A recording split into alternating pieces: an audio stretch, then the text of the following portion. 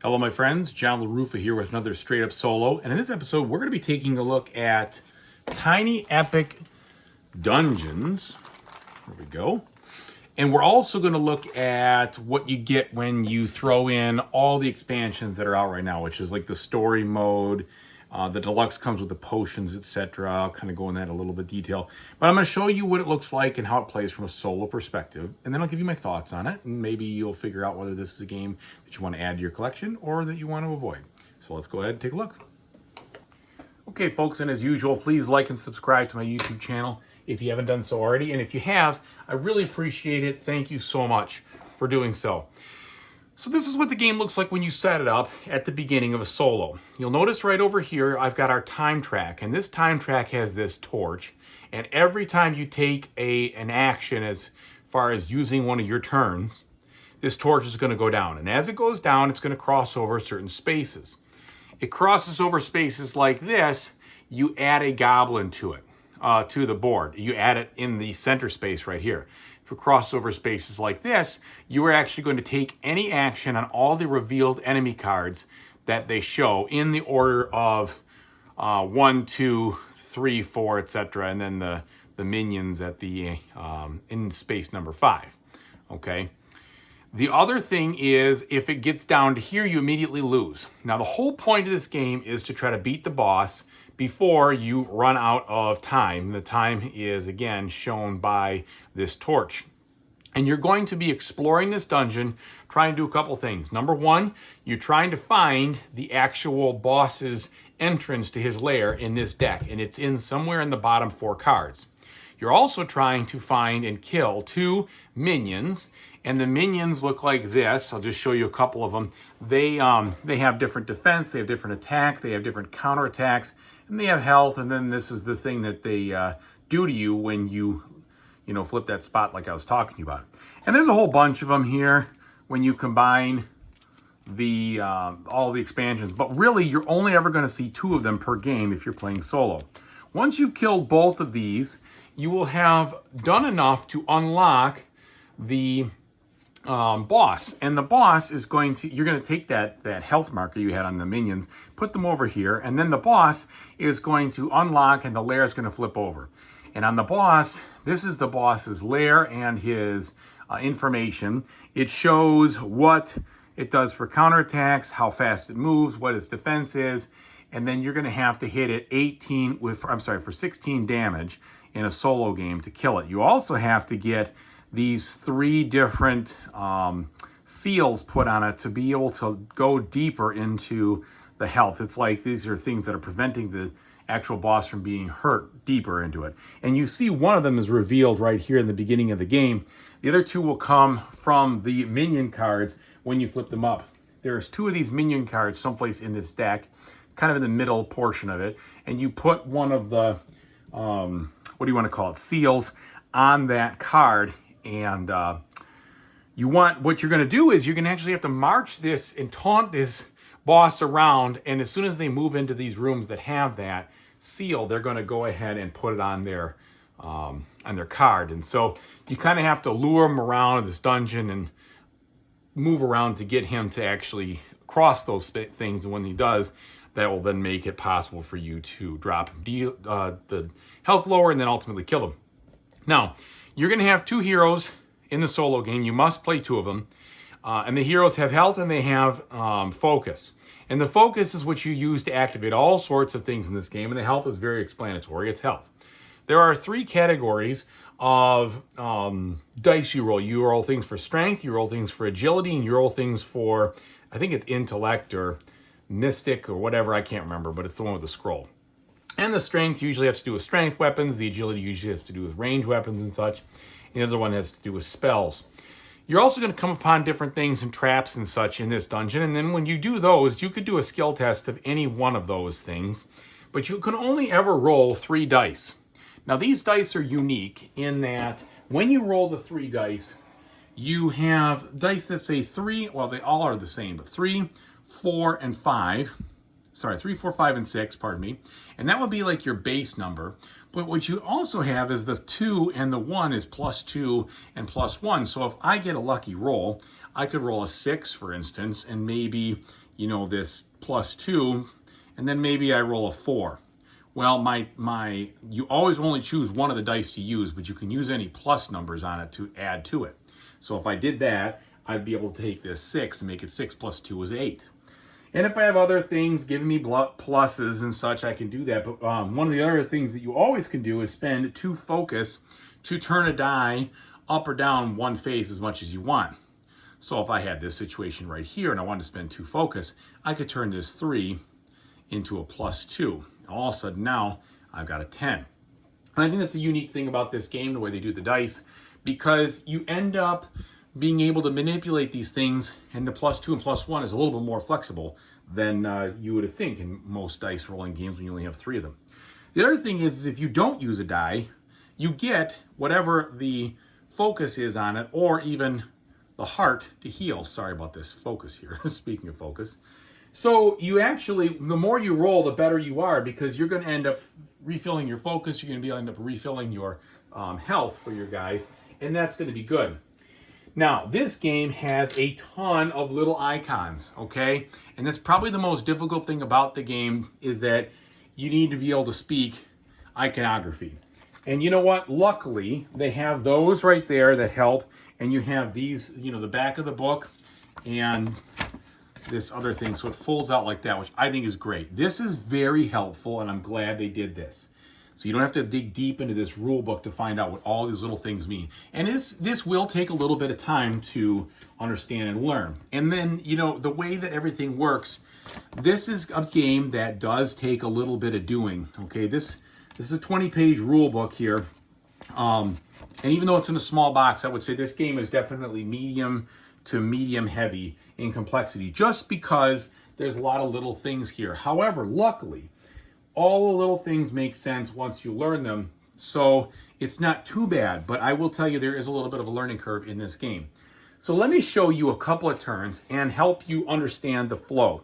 By the way, the last thing I will show you is this enemy die. This is like a retaliation die, and it's rolled when you're fighting a lot of different enemies when they attack you. It's not rolled when you're fighting the goblins. And so that's one of those things that's a little bit different. The goblins hit you without rolling dice, and they also die within one hit, whereas the minions roll dice, the boss rolls dice, and they have counterattacks that are more complex. So let's just get into it and just show you a couple things. Again, exploration is the key in this game. The faster you explore, the deeper you get into this dungeon, the better chance you'll have of actually winning the game. So you're going to try to move things quickly. So let's go ahead and start. We're going to start here with Laura Gambit, and she has a movement of 4. So we're going to go over here. We're going to reveal this card. That's movement number 1. I'll set it up like this, so it's pointing these directions. Then she must move on it. Now it says I've got to roll 3 dice. Well, I've got to roll any of my attributes, right? So it's going to be a 3. And I'll go ahead and roll them. And right now, I got a 6, a 3, and a 3. Well, luckily, the 6 is going to cut the mustard here. I got the 6 that I need, because you got to meet or exceed that. So I'm able to move through that trap without any issues. However, if I had not rolled that, I would have had to spend some focus or other things to bump up my number. And in doing so, I would be able to pass it, or I'd have to lose 3 health. Now, the other thing you could do, so you're basically moving on your turn up to your movement rate. And by the way, when you reveal other spots, you have to put those things out there, the further rooms.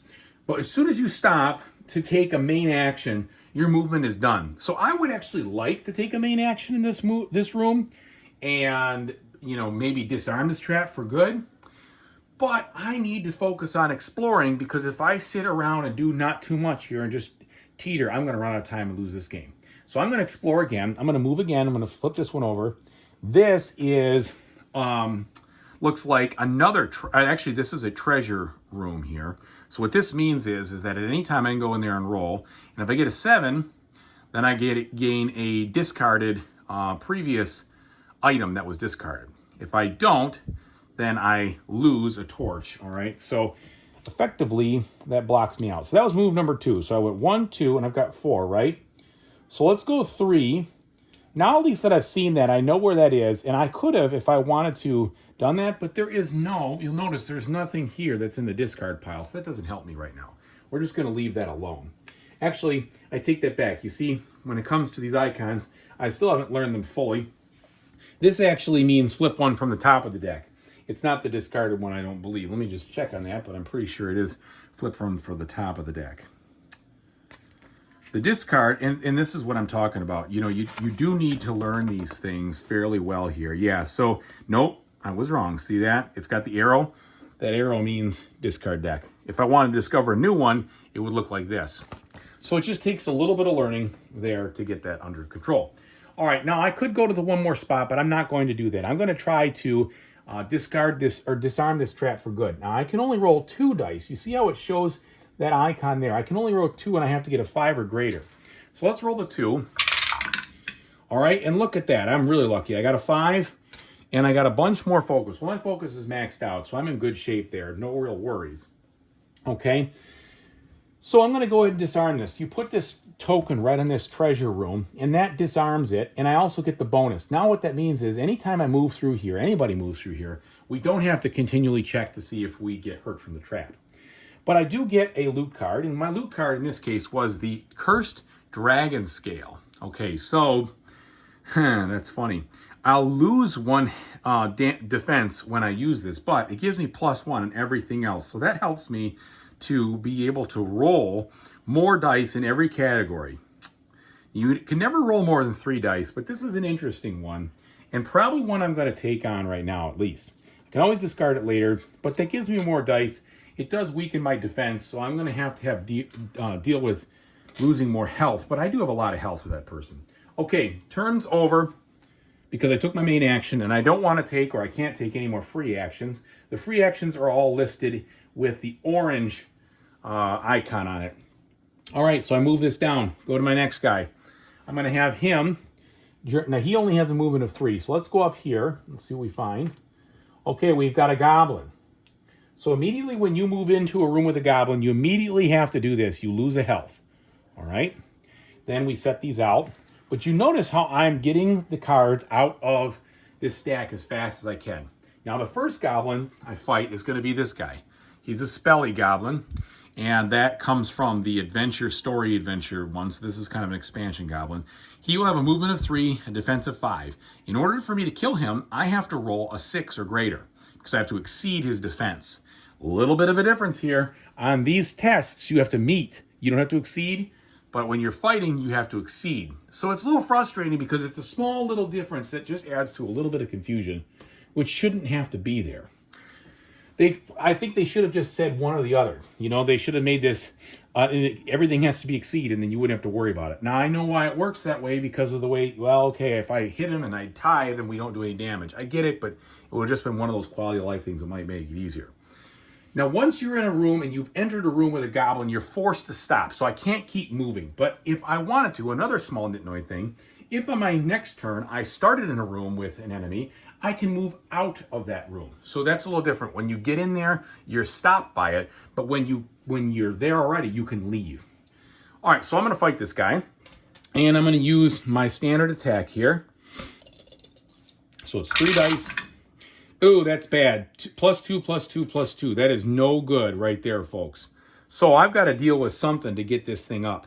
But it's not the end of the world. And I'll tell you why. Because I can use a couple things. Number one, he has a couple of different specialties. But what I'm going to do here is I'm going to use my spend 2 focus to move a die 1 space. So I'm going to turn this 2 into a 3. Now I have a 3 +2 +2 is a 7. That's enough to kill him, okay? So I had to exceed it, right? So he always has 1 hit, so I've killed him. Now that I kill him, I get the reward. So he's dead, that's what that means. So I get to draw 1 loot, and I get 5 focus back. So my loot here is the Magic Blade of the Scarab. Now, one of the cool things in this game is they do have sets of different weapons and armor. They always have these icons and a name, so there'll be a set of scarab things. And the more of them I get, the more these will take into account. So what this means is if I am fighting melee, only melee, then I would get 1 additional defense if I was had the second of these cards. The 1 by itself doesn't do anything. But the other thing is that when I'm fighting melee, it's a little bit different. I actually have to use my, whatever that is, the intelligence or the mystic or whatever that one is, to use this attack, which doesn't help because that's not very good. So instead, what I will do with this is I'm going to discard it because I will be able to use her special thing on her turn to grab that at any time. Goblin's dead. All right, and my turn is over, so I move down here. Now, I just landed on one of those activate any minion things. If this goblin wasn't dead, what that would have done was it would have activated this spot where the goblin would have either moved 3 spaces towards me or attacked any hero within a range of 3 of where he was. 3 as in 3 that you can get to by a path. Okay, so this guy is kind of dangerous, and what you do is you lose 1 health per goblin in the actual dungeon. So if you keep your goblins under control in this game, you won't be damaged very much by them. But if you don't keep them in control, that's a bad thing. And I think at this point we can talk about how you lose. You lose the game, obviously I said if you run out of light, but you also lose if you were to draw a 5th goblin because you can't draw 5. So if you were to draw a 5th, you immediately lose the game right there. And you lose the game too if you don't find a way to actually get the lair out. So if your dungeon is set up in such a way where you run out of spaces to draw and you couldn't find the lair, then you'd also lose. So you get the feel of how this goes. Okay, so then the next turn I would take a turn, I would move this person and I would explore a little bit more. I could use my treasure hunt thing, which I said it spends some focus, and that focus would let me grab this card immediately. And so there are nice little, each person not only has a unique group of stats, but they also have some special ability that's in there. And they have some information too on what their basic thing is. So I kind of screwed that up, I forgot. When I attacked with my basic weapon here, it would have had a +1 by itself. So that means that I would have gotten a 6. So it would have been 3 + 2 is 5 + 1 more is 6, which would have killed him. And what I could have done with that is I could have used this to gain 3 focus. Now, it didn't matter because I got the focus back. But you can see what happens. You can also use anything like this, like sprint. I could have spent 1 to move 1 space further. I could do that as much as I want. So there's a lot of flexibility built into this game on all the abilities. And I have to say that it's a fantastic amount of content when you buy both of those things. These are all the items you get. There's a bunch of potions that you can get to if you want to play with the potions expansion or add-on. There's a ton of spells, and there is a ton of bosses and a ton of heroes. So you look at the amount of heroes you get in this game when you buy both of them, and there's just tons of them to play as, which is fantastic. And they're all different. They all have unique abilities, which I think is really cool. So even though this is a tiny game, it certainly lives up to the epic standpoint of what you're doing. All right, so I hope that helped you understand the flow. Again, when you hit traps, that happens. When you hit enemy goblins, that happens. You're ultimately trying to get deep into this deck so that you can find the minions, kill them, find the boss lair. When you find the boss lair, you flip this over so you reset your timer, and then you have basically another group of things to march him around, unlock his seals, and ultimately kill him. Or her. I guess there's probably female bosses somewhere in this thing. Anyway, that's about the size of it. There's a couple more things I want to talk about just so that you see them in case you're watching this trying to figure out how to play. When you're fighting a minion, depending on how you attack the minion, they're going to battle back. They're going to counterattack unless you kill them. If you kill them outright, then they don't. But let's say I was to attack this guy and I was going to use my normal weapon, right? The axe. So let's pretend I was just doing this right now. I was going to fight the orc, and he's got a defensive 5. So I roll this. I get my roll of 3 dice here. I can add 1, so that makes this a 6 + 2, so 7, 8. So that's an 8. Then I could enhance this, but let's just say I don't. I mean, I could. I don't want to fuss with this right now, but an 8. So 8 - 5 is 3. So he would take 3 hits. Then he would battle back against me. However, notice this. It isn't actually 8 - 3. It's 8 - 3 + 2 because when I'm attacking him, he has a defense against that kind of attack. So I'd actually only hit him for 1. So it would be better if I could attack him with range or spells. So there's a lot of these little intricate things here that you have to understand to make the game flow smoothly. You also have to figure out what this means.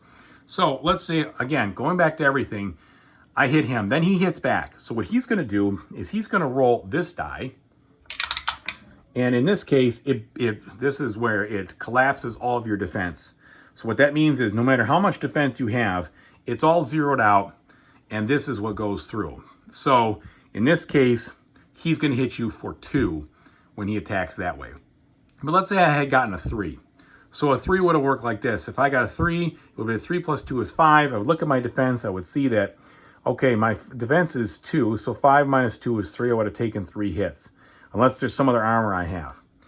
It's a little bit confusing, but it's not bad once you figure out the intricacies of these icons.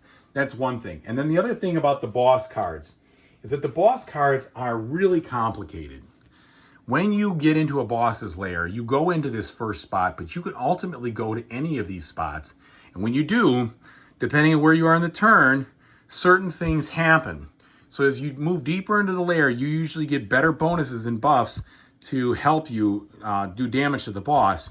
But it's just one more thing you have to understand, that in order to, for instance, to go to this spot, you have to, or I'm sorry, to this spot, you have to spend 3 moves, 1, 2, 3, then you'd be there. And when you're there, if you're using a range weapon, you get a +2. You see how I'm saying? There's a lot of stuff there, and that is confusing to some people, me included, until I finally got the hang of it. But that's about the size of it. Let's go up and let me tell you about what I think of the whole experience in general. Okay, so that's Tiny Epic Dungeons with a little bit of enhancement from the other expansion, the stories, Tiny Epic Dungeon Stories. You can see there's nothing tiny about this game.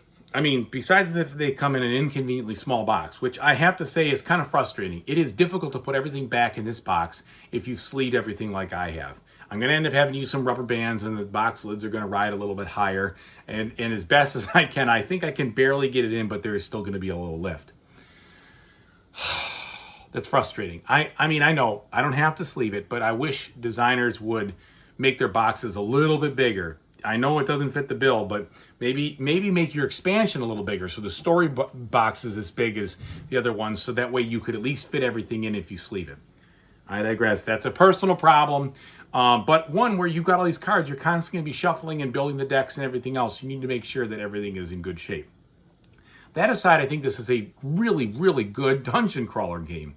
It has everything that you are looking for in a big box dungeon crawler. You've got tons of weapons, tons of items, tons of spells, tons of heroes, a bunch of different enemies and minions and such, and ultimately bosses that are very unique and very different from one another. Same with the minions. The goblins are kind of ho-hum, but even them, they are all different in what they do and the abilities. You use them primarily to be able to buff up and get more stuff, get more equipment. It's just a very satisfying experience, in my opinion, of course. And I think that it actually plays, I'm going to guess this plays best solo, because there's a ton of downtime when you're not taking your turn. If it's your turn, you're doing all these things. If you're not, you're just waiting for something to happen. So solo or 2-player, I'd say, because basically solo is a two-handed game. They're probably equal, but I think that it's primarily a good game to have if you want a solo dungeon crawler of this kind of nature. The board constantly changes, although the cards in the board are roughly the same. You do have a couple of cards here that don't get mixed in. So there's 4 cards that are never used, or 4 per deck that aren't used, which helps because you have a little unknown about how many traps versus how many treasures versus how many goblin cards you're going to get. So that's just enough to keep you thinking, but you don't need any more of those. What they did do a good job with is all the different spells, items, and the potions. So if you were going to purchase this and you haven't, I would recommend the deluxe edition, so you get those potions in there and a couple extra minions and a couple extra bosses. And then even the story mode. So the 2 things in the story mode that I didn't talk about, one is the actual objectives would make the game harder. So you actually have an objective that you have to accomplish before you can get down to fighting the boss. That, I think, is good for those who are playing this game and have played it over and over and want a little bit of additional challenge and a little additional flavor. I think that's cool. But one thing I don't think I'm ever going to try is the multi-level dungeons. So in the story mode, instead of just going through the one level and fighting the boss, you have to go through the one level, then another level, then finally another one, and fight 1 or even 2 bosses at once. That is super intense. I don't think it's impossible, but it's pretty intense. Now, I know a lot of people say this game is extremely hard. I've only played it a handful of times. I would say it's hard, but it definitely does not feel like it's unwinnable. If you focus heavily on exploring and don't sit around wasting time, and there's a lot of things that can distract you to make you want to waste time. But if you get yourself and expand quickly, then it gives you the most opportunity to strategize. How are you going to get the job done in time to actually kill this boss? So I think that with that in mind, the game is definitely winnable, but it is challenging. It is tough. If you're rolling bad, there are a lot of ways that you can deal with the bad rolls. You want to keep that focus up as much as you can. When you have the focus up, that allows you to manipulate your dice and usually get you the roll you're looking for, which I think is good. Overall, I think it's a fantastic, enjoyable experience. But if you don't want anything that, I'm trying to think about the negatives. I mean, it is, by default, it's a very fiddly game. You're putting stuff all over the place. You're constantly shuffling cards. So there's some fiddliness there. But I guess, I don't know. Yeah, there is a fiddliness to it. I would just say, though, honestly, there's more to love here than there is to pick at. The amount of content, the amount of variety, you could play this game an awful lot and still experience new things based on the characters and the combinations. I just really enjoy it. I was very surprised. And I have to say, I've played a lot of different Tiny Epic XYZ games. This is by far my favorite, by far. Some of them I've sold before, or they just didn't have enough there for me. This thing has a ton of interesting stuff going on, and I really like it. So that's my thoughts on it. I hope that this has been helpful from a standpoint of solo for you. Thank you so much for watching. I really appreciate it. Whatever you decide to play in the future, I hope you have a fantastic time doing it. Take it easy, everybody.